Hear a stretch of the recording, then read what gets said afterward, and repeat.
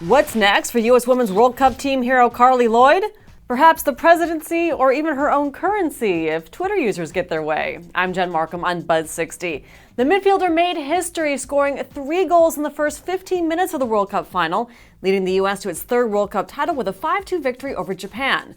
The incredible performance inspired awe and hilarity on Twitter. What else is Lloyd capable of? Playing pro basketball for the Lakers? Could she take the ice for the Blue Jackets? Her dominance was described using everything from Godzilla references to fake Jeopardy clues. I think this happened to at least one person reading this tweet. More than one suggested putting Lloyd on the $10 bill, or at least a Wheaties box. Users reported her Wikipedia page was repeatedly hacked, describing her as an American hero comparable to George Washington or Abe Lincoln, and listing her profession as President of the United States, while both presidential hopefuls and the current president voiced their support for Lloyd. And hey Carli, if you visit the White House and you like what you see, just saying, a return visit might not be out of the question. Buzz 60. Now you know, pass it on.